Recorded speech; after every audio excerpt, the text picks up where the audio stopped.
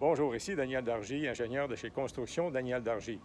Aujourd'hui, je désire vous parler du terme d'infiltration d'eau qui peuvent affecter la structure. Donc, il s'agit d'un client qui m'a appelé parce qu'il a commencé à enlever la structure de son balcon à l'étage afin de faire une rénovation.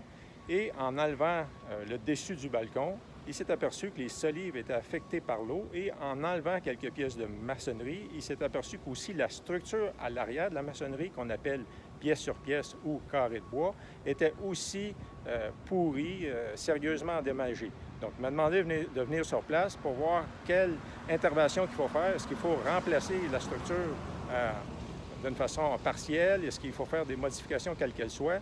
Donc, c'est ça qu'on va voir ensemble lors de la visite.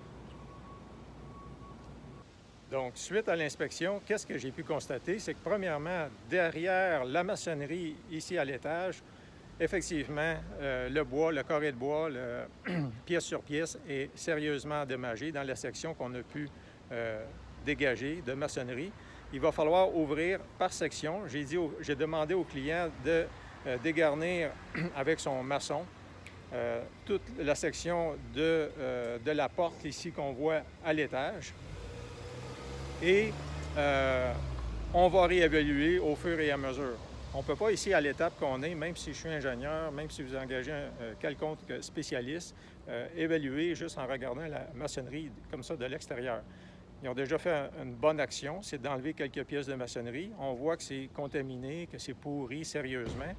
Donc, on va y aller par étapes. On ne peut pas dire enlever toute la façade tout de suite puis donner un prix.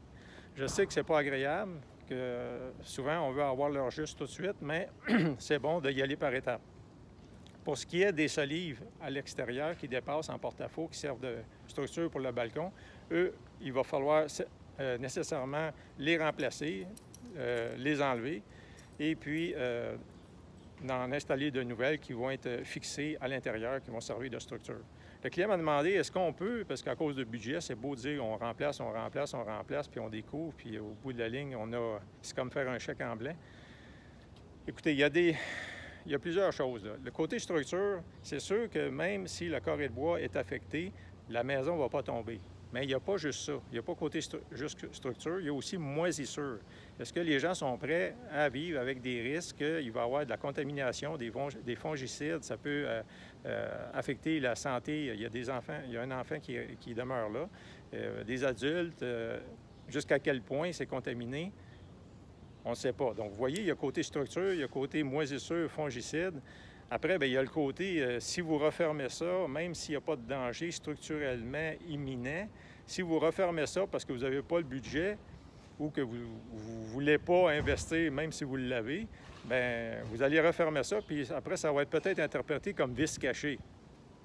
Donc, c'est des choses qu'il faut regarder. Puis aussi, avec la Régie du bâtiment du Québec, est-ce qu'elle va vous laisser, en connaissance de cause, refermer des cloisons que vous savez qui sont contaminées? Je ne pense pas que la Régie du bâtiment du Québec soit très enclin puis d'accord à faire des travaux mal faits. Donc, informez-vous de ce côté-là. Moi, côté ingénieur, je suis impartial. Ils ont fait venir un entrepreneur, on a fait le tour ensemble.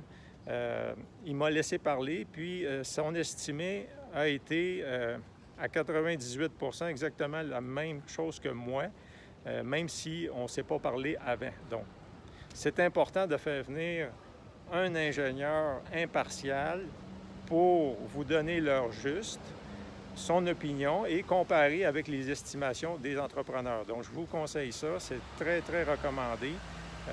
Fiez-vous pas nécessairement seulement, je ne dis pas que les contracteurs ne sont pas compétents ou qui n'ont pas des bonnes intentions, mais c'est bon de faire venir quelqu'un qui n'a pas d'intérêt à avoir le contrat. Donc, ça, c'est une chose. Ça a été mes recommandations pour un projet où il y a eu des infiltrations d'eau qui peuvent affecter la structure. Je suis Daniel Dargy, ingénieur chez Construction Daniel Dargy. Vous pouvez voir plusieurs de ces vidéos sur le site web dargyconstruction.com et aussi sur ingénieurstructurebâtiment.com. Et je vous invite à me suivre sur ma page Facebook qui est Construction Daniel Dargy. Et aussi à regarder sur YouTube des vidéos que je fais comme celle-ci en cherchant sur YouTube Daniel Dargy, ingénieur. Merci de votre écoute et à la prochaine.